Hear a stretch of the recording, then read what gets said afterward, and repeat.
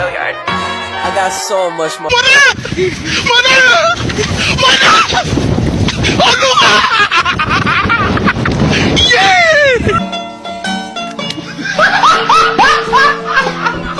Are ya ready, kids? Aye, aye, Captain! I can't hear you. Aye, aye, Captain! Oh! Fucking design on right now. Break it down, bring it back, make it clap. I got 3 old thoughts, new guap, wear that thing. Bitches on my line, and you know Dari Bapak tentang potensi perkembangan di Desa Sumberagung, Pak.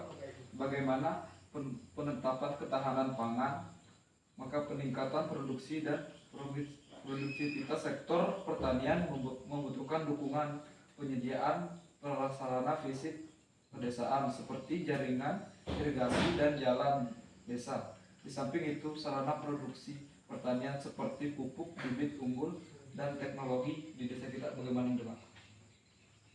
Kalau untuk Desa Sumberagung ini sudah 2 tahun terkait dengan anggaran ketahanan pangan.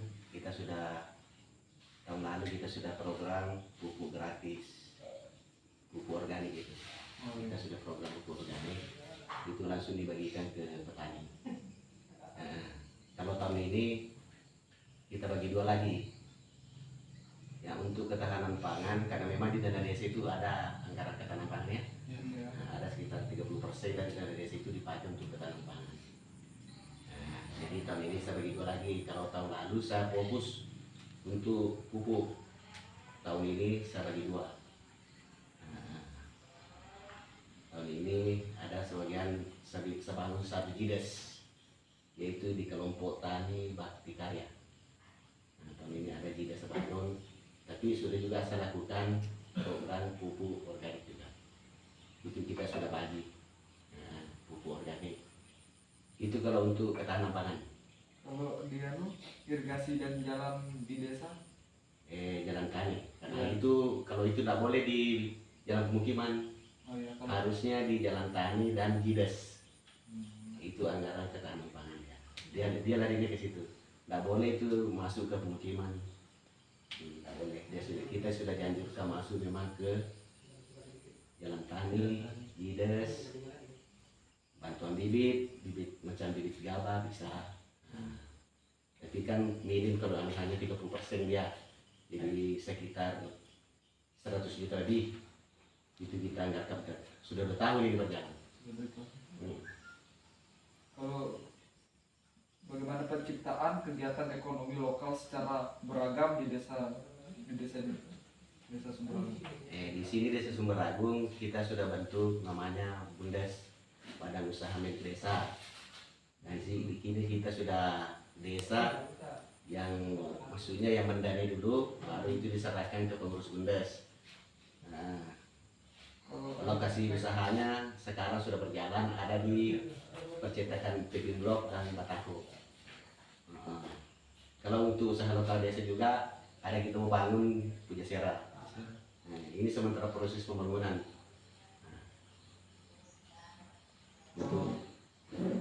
Bagaimana peningkatan dan memperluas lapangan kerja di desa kita? Ya, termasuk itu langkah-langkah tadi kita mulai beberapa tahun ini kita mau rancang untuk menghidupkan namanya UMKM, ya, usaha kecil, usaha mikro kecil menengah. Nah, itulah kita mau bangunkan di sana Pujasera namanya. Nah, di situ nanti harapan pemerintah nanti ke depan, siapa yang berbakat nanti punya talenta silakan masuk ke sana. Nah, memang punya bakat dan talenta untuk mengaplikasikan apa punya kelebihannya di sana. Itu yang pemerintah nanti harapkan ke depan. Jadi tentu harapan pemerintah anak-anak ini semua ya rawat di sana, jaga, karena itu nanti untuk masa depan nanti ke depannya. Memang untuk sekarang belum berjalan, tapi kita pemerintah sudah siapkan wadahnya, begitu. Nah, terus bagaimana penguatan kelembagaan pedesaan, baik kelembagaan ekonomi dan sosial di bidang sosial, Pak? Kalau untuk kelembagaan, maksudnya ini kan ada namanya BPD. Itu kita BPD setiap tahun diadakan pelatihan. Harapan pemerintah itu kenapa ini kelembagaan harus kuat, supaya itu nanti BPD lah nanti yang bagaimana caranya mendapatkan pendapatan hasil desa. Karena tumpuan nanti pemerintah desa itu adalah BPD, itulah tugas pokoknya nanti BPD mencari bagaimana dia bisa ada pendapatannya desa. Jadi kita nanti desa tidak terlalu mengharap bahwa anggaran kabupaten, tidak. Nah, kedepannya nanti di desa kalau dia sudah bisa punya pendapatan sendiri, itulah nanti tujuannya BPD nanti. Makanya itu BPD sekarang dilatih terus, tiap tahun diadakan pelatihan, dikirim biasa ke Makassar, itulah tugasnya BPD. Karena kalau desa kan nanti punya pendapatan, namanya ini dana desa kan tidak ada terus. Tidak ada jaminan nanti bahwa ini dana desa ada terus. Jadi kalau kita berusaha itu desa bagaimana dia punya pendapatan. Kalau kita sudah punya pendapatan hasil desa, itulah nanti bisa kita aplikasikan untuk masyarakat juga. Nah, itu Diaplikasikan seperti bagaimana, Pak? pendapatan hasil desa itu di Jawa itu yang memang sudah desa maju, nah, itu dana desanya, aplikasi dananya itu pendapatan desanya itu sampai dia bisa program satu rumah satu sarjana. Coba bayangkan kalau meningkat itu pendapatan hasil desa, Pak, desa bisa kayak bupati. Nah, begitu dia. Langsung turun ke masyarakat. Langsung dikasih ke masyarakat.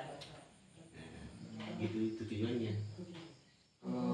Peningkatan pelestarian lingkungan hidup di desa Sumber Agung.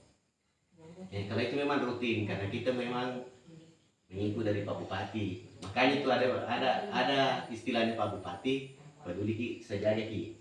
Artinya itu pedulilah ke lingkunganmu, lingkungan kamu akan jaga kamu. Jadi kita harus program, biasa itu Karang Taruna kita gerakan menanam pohon. Bagaimana kita desa ini tetap jangan gersang. Gitu. Itu maksudnya itu. Jadi Pak Bupati juga ada memang simbolnya peduli ki sejaga ki. Nah itu maksudnya dia. Jadi kalau alam ini dijaga, peduli ki jaga alam, alam juga akan jaga kita. Tidak mudah bencana, tidak mudah banjir, tidak mudah longsor. Nah, itulah maksudnya itu lingkungan hidup. Jadi bukan cuma kata-kata saja itu, maksudnya itu dalam dia.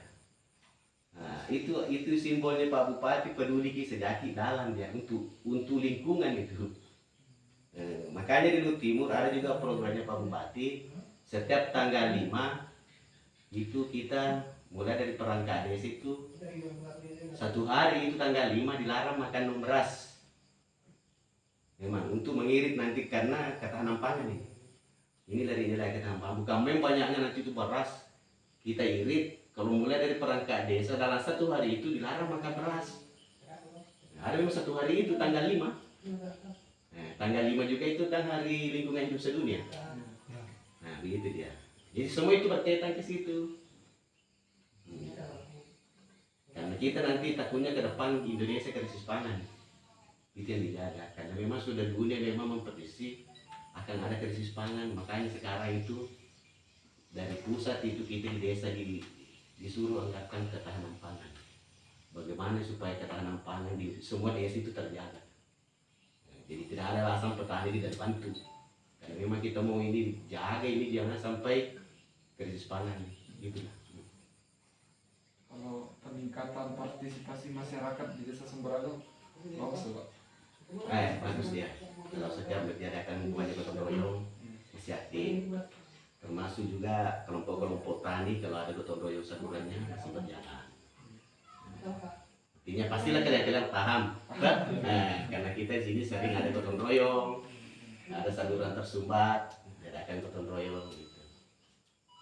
Tentu juga adik-adik disuruh juga bantu mengedukasi bahwa itu gotong royong itu penting, tidak boleh diambil. Karena itu adalah semboyan dari moyang kita, tidak boleh kita hilangkan itu. Cukup ya? Juga terima kasih banyak Pak. Mudah-mudahan masuk. Inilah Desa Sumber Agung yang terletak di Kabupaten Luhut Timur, Kecamatan Kalengan.